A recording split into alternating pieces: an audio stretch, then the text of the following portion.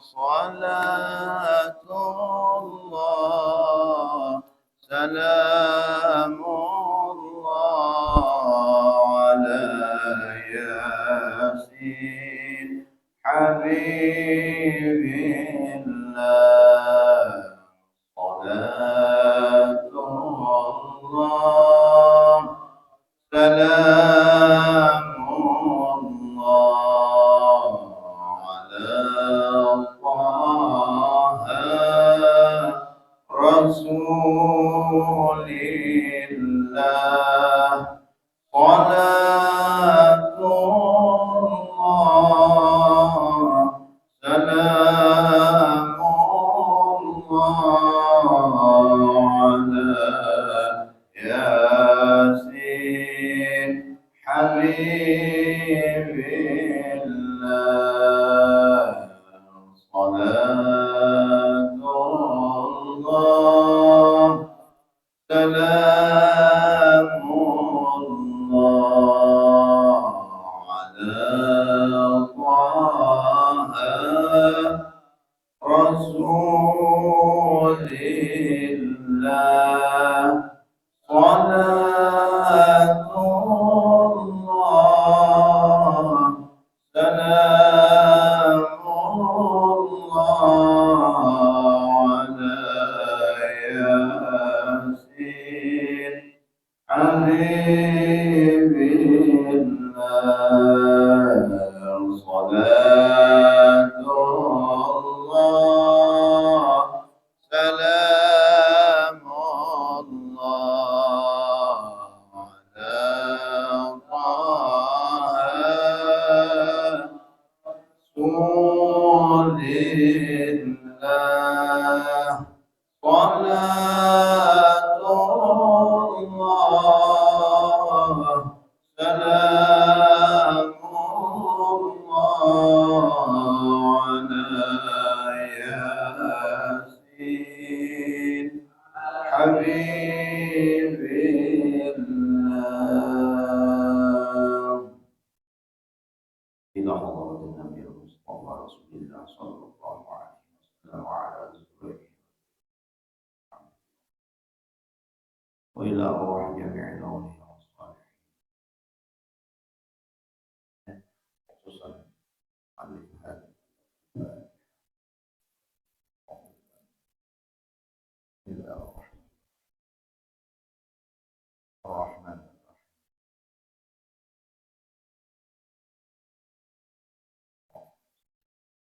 الذين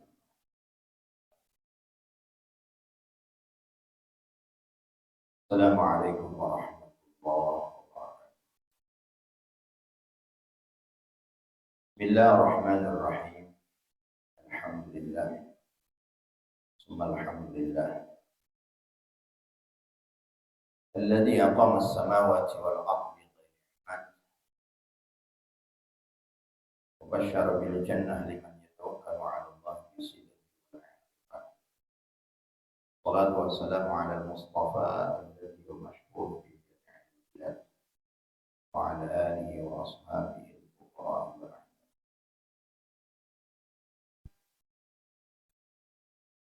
Alhamdulillah, segala puja puji hanya Allah Subhanahu wa taala atas karunia yang Allah kepada kita semua, yang mana limpahan Allah tidaklah terbatas, yang mana karunia yang Allah limpahkan kepada kita bisa dihitung dan merasakan saat ini nyaman, sehat, walafiat,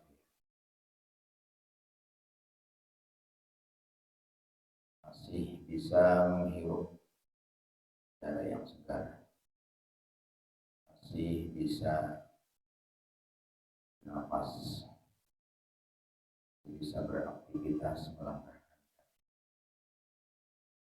gerakan anggota, bisa makan, minum, sahur tadi, bisa melihat,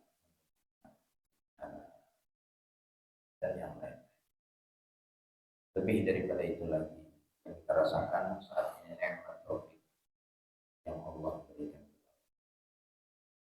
Kita bisa melaksanakan sholat subuh dalam merupakan sebuah kewajiban. Dapat melaksanakannya Rasulullah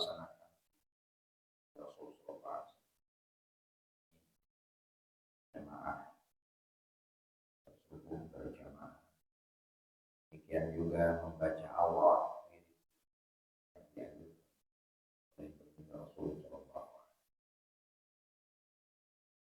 Mudah-mudahan nikmat yang kita rasakan saat ini tidak berakhir kecuali sampai akhir.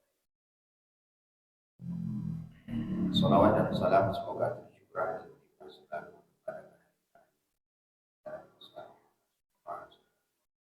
pada keluarga, sahabat.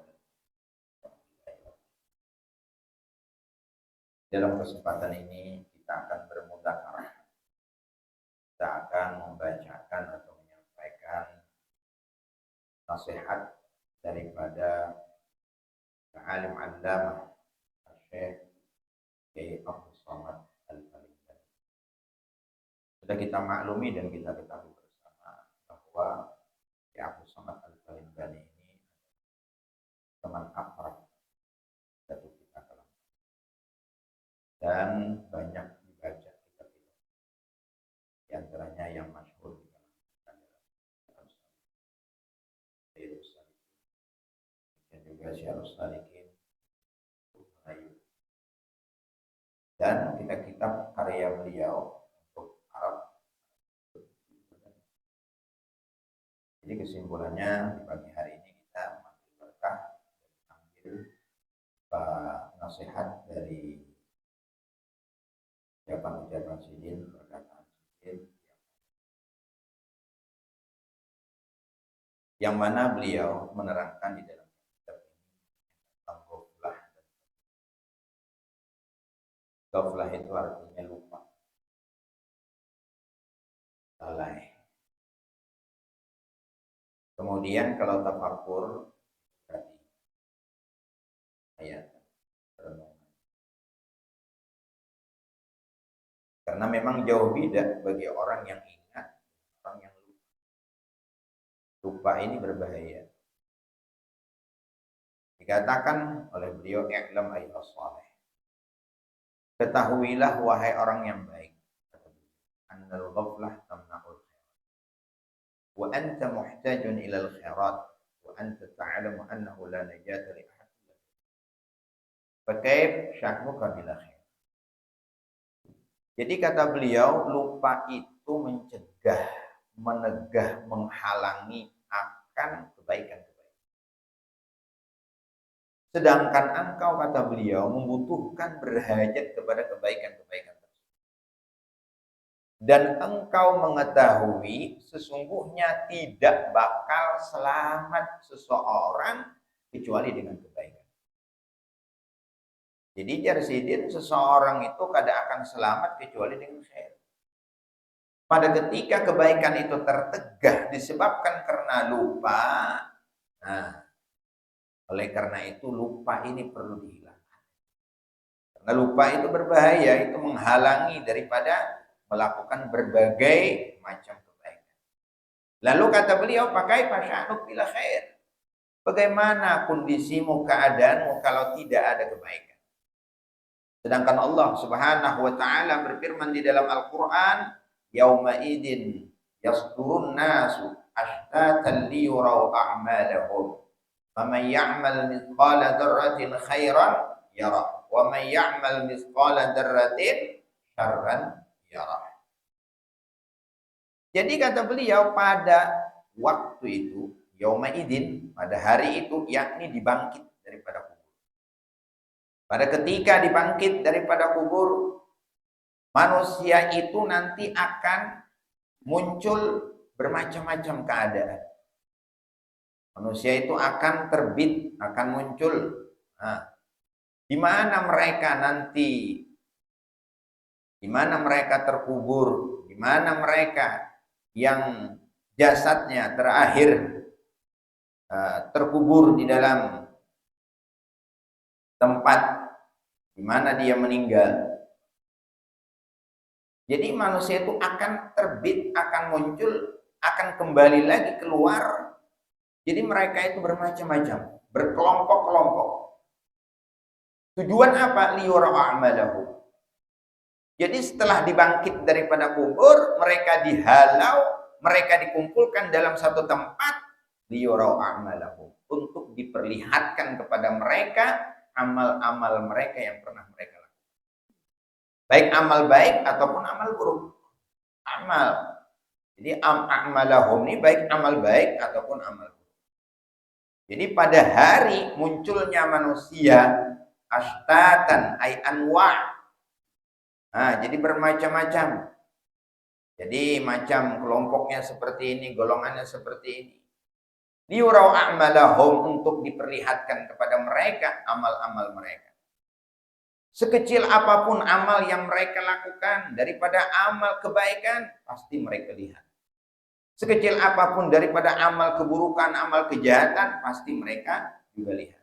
Faman ya'mal mithqala dzarratin khairan yarah.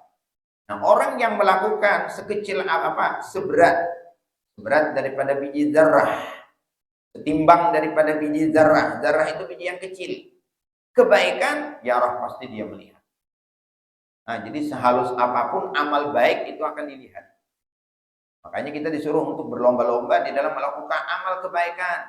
Walaupun amal menurut kita itu adalah ringan, amal menurut kita itu adalah kecil. Nah, itu nanti akan diberikan kepada kita, akan dibalas untuk kita. Wa may ya'mal mithqala dzarratin syarran yarah. Demikian juga orang yang melakukan seberat, setimbang daripada biji yang kecil, kejahatan, keburukan, maka dia pasti akan melihat. Jadi jangan diabaikan, artinya jangan dianggap enteng gitu. Jangan dianggap enteng hal daripada keburukan. Nanti kita akan dibalas. Nanti kita akan diperlihatkan, dibalas oleh Allah Subhanahu wa taala keburukan yang pernah kita lakukan, kejahatan yang pernah kita lakukan, kecil apapun. Kata beliau, "Idza kunta dza khair fanta mahbub." Apabila engkau menjadi orang yang baik, maka engkau akan dicintai. Wa qauluk maqbul, ucapanmu akan diterima. Wa amruka jaiz, urusanmu akan lancar. Jadi akan lulus. Nah, urusanmu akan lancar. Tapi wa in kunta dasyar fa anta ma'iyub. Jika engkau orang yang jahat, orang yang melakukan keburukan, fa anta ma'iyub, engkau akan diaibkan. Engkau akan dihinakan. Wa qauluka mardud, ucapanmu tidak akan diterima. Dan perkaramu, urusanmu tidak akan lulus, urusanmu tidak akan lancar. Wa mal qurbu dunal khair wa dunal adab ilal bu'd. Tapi ingat lagi, wa mal qurbu dunal khair wa dunal adab ilal bu'd. Tidaklah pendekatan kepada Allah tidak disertai dengan kebaikan dan tidak disertai dengan adab, itu melainkan tambah jauh kepada Allah. Wa mal jannah dunal khairat illan nar. Tidaklah harapan surga tanpa disertai dengan kebaikan, melainkan itu akan menjadi neraka. Artinya, yang kita dapatkan hanya neraka. Kalau tanpa kita melakukan kebaikan. Fakun taliban lil adab wal khairat jami'an, kata beliau. Jadilah engkau orang yang menuntut, orang yang mencari, orang yang berusaha untuk beradab, untuk memiliki adab-adab dan untuk melakukan kebaikan-kebaikan secara keseluruhan. Nah, ini nasihat dari beliau. Kemudian kata beliau lagi, wa'lam annal ghaflah bil haqiqah sakar akbah minal khamar, li'anna al-khamar yamna'ul aql wal ghaflah tamna'ul haq fahdar min. Lupa sebenarnya, kata beliau, itu adalah mabuk. Lupa itu adalah mabuk. Lebih parah, lebih buruk, lebih jelek daripada mengkonsumsi khamar. Li'annal khamra yamna'ul akal. Khamar itu cuma menegah akan akal kita untuk berpikir. Menutupi akal, khamar itu. Sesuatu yang menghilangkan akal, sesuatu yang memabukkan, itu namanya khamar. Jadi sesuatu yang memabukkan itu namanya khamar. Pada ketika mabuk tentu akalnya tidak berfungsi. Nah, akalnya tidak bisa berfungsi. Wal ghaflah tamna'ul haq, sedangkan lupa itu menegah akan kebenaran. Lupa itu menegah akan kebenaran. Orang yang lupa, orang itu punya akal, tapi dia lupa. Kalau orang sakir, orang yang mabuk, orang itu memang kada punya akal. Kalau wajar wajar kalau dikatakan orang yang kada punya akal, dia tidak bisa membedakan lagi yang mana yang kada. Tapi kalau orang dalam keadaan sadar, orang dalam keadaan punya akal, lalu kada pinandu lawan nang hak, nah ini parah. Nah ini makanya dikatakan akbah, kata beliau, lebih parah, lebih buruk, lebih jelek. Nah, ghaflah itu bahaya. Allah, naudzubillah, subhanallah daripada ini ghaflah. Bahaya ghaflah. Bahaya. Akalnya sehat, akalnya normal, akalnya ada, tapi dia jauh daripada Allah. Pada ketika adzan dikumandangkan, dia tahu, yalah, sebenarnya tahu, tapi dia dalam keadaan ghafil. Dia dalam keadaan ghafil. Nah, kada hendak melaksanakan kewajiban, kada hendak melaksanakan sholat, nah, kada hendak melaksanakan perintah Allah Subhanahu wa taala. Nah, tertutup, kebaikan tertutup ini dengan ghaflah ini. Menegah akan kebaikan itu, menghalangi akan kebaikan. Demikian juga menegah akan hak, akan kebenaran. Dia bermaksiat kepada Allah Subhanahu wa taala padahal dia dalam keadaan sadar. Dia mengambil hak orang lain padahal dia dalam keadaan sadar. Padahal dia dalam keadaan punya akal.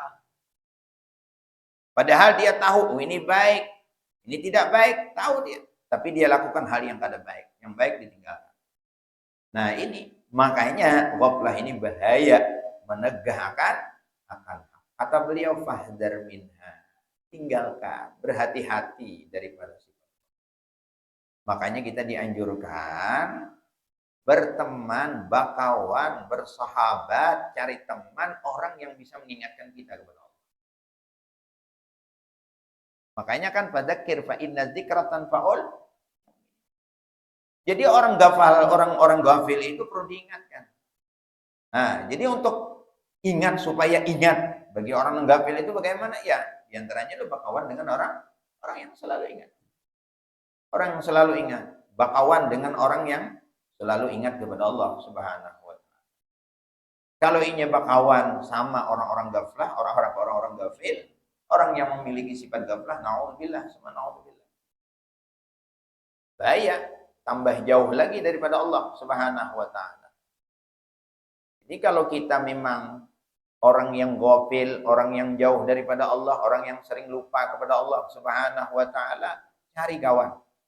Cari shadiq, cari sahabat, cari sahib yang selalu yang bisa mengingatkan kita kepada Allah Subhanahu wa taala.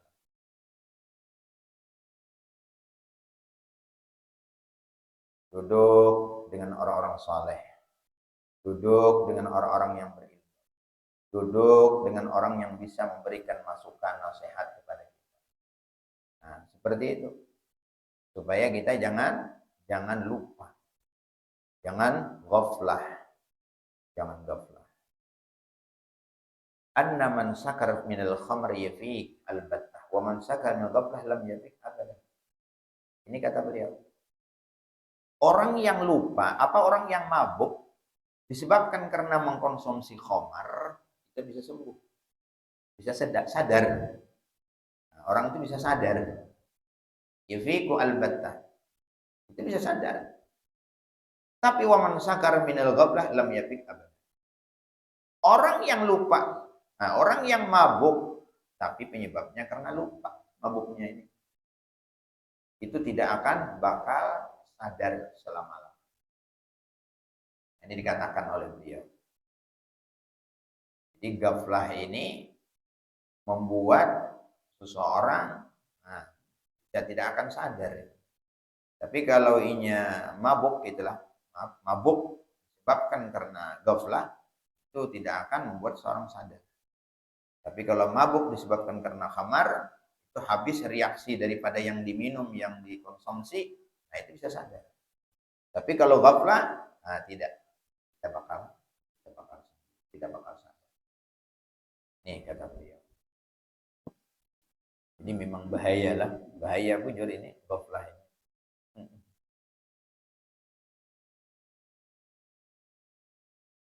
Kita di sekitar kita ada masjid, ada langgar, di sana ada, di masjid ada, di langgar ada, di hulu ada, di hilir ada. Nah, tapi kita jauh daripada Allah. Niatan untuk mengerjakan wajib aja kan ada di hati. Oh, daripada ghaflahnya, daripada lupanya lawan Tuhan. Niatnya aja, niat untuk melaksanakan aja kan ada. Tertutup, bujur-bujur tertutup gitu. Hati kita lupa bujur, jauh bujur daripada Allah. Yang ada di dalam benak pikiran kita itu hanya urusan yang akan sirna, urusan yang akan hilang nantinya, urusan yang akan fana nantinya.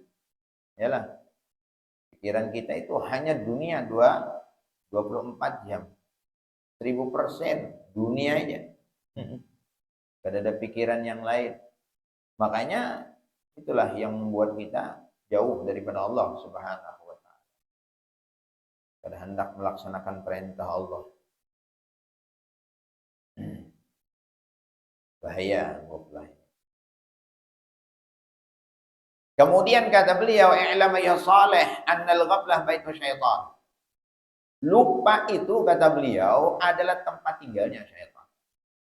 Lupa itu tempat keganaan syaitan, rumahnya syaitan. Siapa yang tinggal padanya, dia tidak akan bisa berjalan kepada Allah Subhanahu wa taala selama-lamanya. Jadi bila orang tuh berdiam di ghaflah, berdiam di lupa tadi itu kada bakal untuk menuju Allah Subhanahu wa taala. Kada akan orang ini beribadah, kada akan orang ini mendekatkan diri kepada Allah Subhanahu wa taala. Nah, jadi kalau sudah ghaflah di dalam apa, kalau sudah ada ghaflah pada diri kita, nah itu berarti itu adalah merupakan tempat yang didiami oleh syaitan. Jadi tempat kediaman syaitan. Jadi kita dikuasai oleh syaitan. Dikuasai oleh syaitan. Jadi makanya tidak akan bisa seseorang itu untuk menuju Allah Subhanahu wa taala.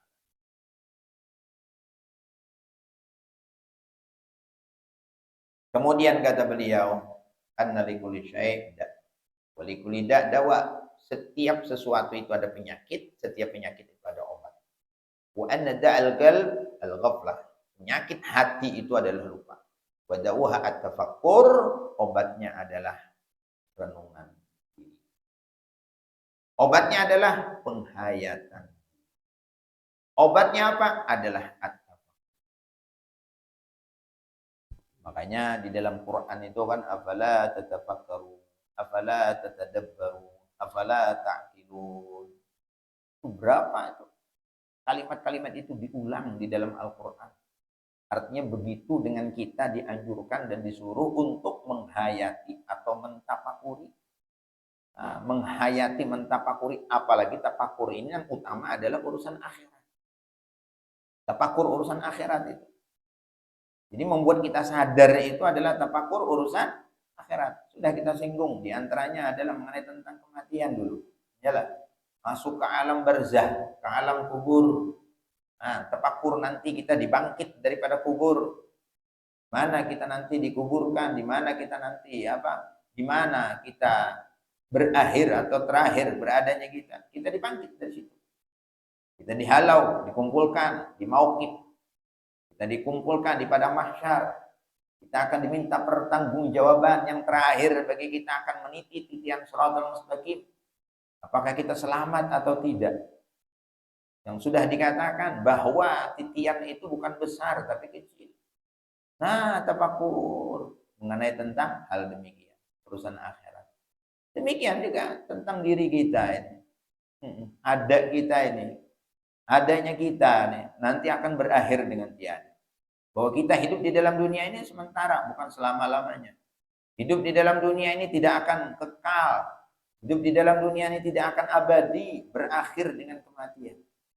Nah, jadi artinya dengan kita tidak akan hidup selama-lamanya di dalam dunia. Nah, ini yang ditafakuri. Ini yang dihayati agar kita sadar. Agar kita sadar. Kata beliau, di anna tafakkur, kata beliau, nurul qalb. Tafakkur itu membuat hati kita bercahaya. Jadi tafakkur itu membuat hati kita terang. Tafakkur itu menjadikan hati kita ada pancaran nur, ada pancaran cahaya. Sehingga dengan cahaya tersebut yara bihi khairah wa syarrah. Melihat seseorang dengan cahaya tersebut akan kebaikan dan keburukan. Wa manafi'ah wa madar, akan manfaat dan mudarat. Wa kullu qalbin la tafakkura bih bahwa baitu syaitan. Setiap hati yang tidak pernah tafakur padanya, maka hati itu adalah tempatnya syaitan. Barang elon di kita, berapa menit menundukkan kepala atau imbah tuntung sembahyang di malam hari di siang hari. Bentar lon gitu. Hilangkan dulu di dalam benak hati kita pikiran urusan duniawi. Nah, sudah tundukkan kepala kita seperti mana orang upacara atau apa? Mengheningkan cipta aja ya. Bahasanya lah mengheningkan cipta aja. Mulainya itu mengingat para pejuang-pejuang dulu kan gitu maksudnya. Nah, jasa-jasa mereka yang gugur di medan peperangan, di medan tempur lawan para penjajah dulu kan seperti itu, sebentar disuruh. Nah, seperti itu kita juga ada tafakur urusan tentang akhirat itu. Nah, luangkan waktu kita beberapa detik, beberapa menit. Nah, jadi setiap sembahyang 2 atau 3 menit atau beberapa 1 menit atau 2 menit atau 3 menit atau lebih, atau kita khususkan waktu di malam hari. Nah, itu yang membuat sadar kita. Makanya dikatakan dalam sebuah riwayat itu kan tafakur khairun min ibadati sittina. Jadi bertafakur sesaat, sebentar, sesaat. Penenang sehari semalaman kan sesaat ya. Nah, jadi bertafakur sesaat itu lebih baik daripada beribadah selama 60 tahun. Nah, itulah karena hasil, karena buah. Nah, buah daripada tafakur itu membuat sadar kita. Nah, dengan sadar itulah kita bisa beramal dan beribadah kepada Allah Subhanahu wa taala. Nah, jadi kebanyakan kita nih kada sadar itu. Kebanyakan kita kada sadar. Ya Allah, nang dipalar cuma sedikit. Siapa nang dipalar? 20.000, selawi ribu, nang dipalar. Waktu kita ketinggalan. 2 waktu kita ketinggalan. Nang dipalar kerjaan kita cuma selumbah tikar aja. Kulit ke rumah karena kau sembahyang. Hilang waktu. Nah, padahal nang dipalar selumbah tikar aja di perumahan. Selumbah tikar aja di kebun. Umpainya tuh nang dipalar tuh nah. Dalam waktu setengah jam sehingga kita bertahan, kita tuntung makan, boleh ke rumah kada tersembahyang. Nah, dunia yang akan kita tinggalkan itu kita utamakan. Nah, inilah menandakan hati kita tuh jauh daripada Allah. Menandakan hati kita tuh lupa dengan Allah Subhanahu wa taala. Kemudian yang terakhir kata beliau.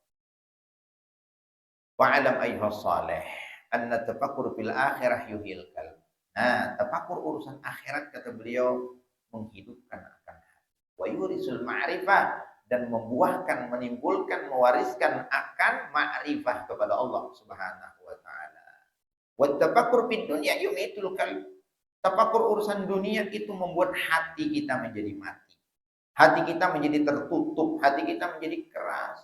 Wa yurisud dhalalah, dan itu akan menimbulkan kesesatan. Faman kasura ghaflatu kasura dhalalah. Orang yang banyak lupanya kepada Allah, banyak sesatnya. Wa man kasura dhalalatu mata qalbuh. Orang yang banyak sesatnya mati oleh hatinya. Wa man mata qalbuh bahwa firasy syaitan. Orang yang mati hatinya maka adalah dia tempat hamparan, tempat keguringan syaitan. Fahdar minha kata. Nah, ini nasihat luar biasa. Nasihat yang luar biasa. Jadi artinya kita dianjurkan untuk tafakur urusan akhirat. Nah, tafakur urusan akhirat karena menjadikan hati kita hidup dan membuahkan kita tambah dekat, tambah kenal dengan Allah Subhanahu. Bukan kita kada boleh untuk mengurusi dunia, silakan urusan dunia. Tapi dunia itu jangan menjadi penghalang kita untuk akhirat gitu. Apalagi hanya nilainya sedikit tadi itu. Hanya beberapa ribu rupiah aja. Sudah kita terhalang beribadah kepada Allah Subhanahu wa ta'ala. Jadi jangan sampai jangan sampai dunia kita itu menghalangi kita untuk beribadah kepada Allah Subhanahu wa ta'ala. Maaf kadang-kadang itu tadi orang yang hanya penghasilannya sedikit, tapi dia membuat dia jauh kepada Allah Subhanahu wa ta'ala, membuat dia lupa dengan Allah. Sementara orang yang sering tafakur, dia punya dunia. Malah dunianya lebih banyak dia dapat, tapi tidak menghalangi dia kepada Allah Subhanahu wa ta'ala. Nang sedikit ini nang menghalangi. Nah, ini kebanyakan di akhir zaman ini seperti ini. Kebanyakan di akhir zaman seperti ini. Jadi penghalang seseorang untuk beribadah kepada Allah adalah dunia. Yang di dalam pikirannya, di dalam benak hatinya hanya urusan dunia. Nang kayak apa supaya aku menjadi seperti si fulan. Itu pikirannya. Nah, supaya orang yang dicontoh orang yang paling kaya gitu tuh. Kada mustahil pangjar. Nang kayak aku nih mungkin aja seperti Sidin itu. Sidin pang bahari aja. Nah itu mengambil upah, wah ini jadi miliuner. Jadi kada mustahil lawan aku. Nah, jangan seperti itu. Mungkin kalau kita melakukan, memaksakan diri, berusaha keras untuk seperti Sidin, kita banyak lupanya kepada Allah Subhanahu. Nah, inilah nasihat daripada al-alim allamah Syekh yang Samad Al-Falimba. Mudah-mudahan manfaat kepada kita. Allah Subhanahu wa taala memberikan taufik kepada kita semua, kita bisa mengamalkan, kita menjadi orang minal mutafakkirin. Orang yang selalu bertafakur, tafakur bil akhirah, tafakur urusan mengenai tentang akhirat, tafakur mengenai tentang urusan kematian, tafakur mengenai tentang urusan alam barzah, tafakur urusan mengenai tentang ancaman-ancaman Allah Subhanahu wa taala. Mudah-mudahan Allah jauhkan kita daripada hal-hal yang menjauhkan kita daripada Allah Subhanahu wa taala. Mudah-mudahan Allah selalu memberikan taufik kepada kita semua, membuat cinta hati kita kepada kebaikan. Amin ya rabbal alamin.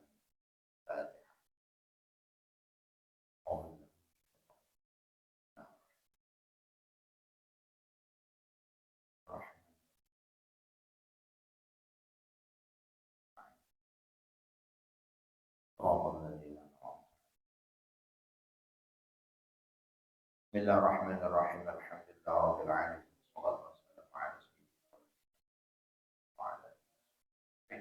Allahumma ba'an kama lam Allahumma fa'alna bima 'allamtana wa 'allimna ma yanfa'una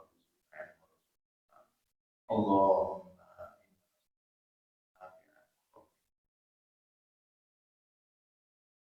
Allahumma fa'alna bima 'allamtana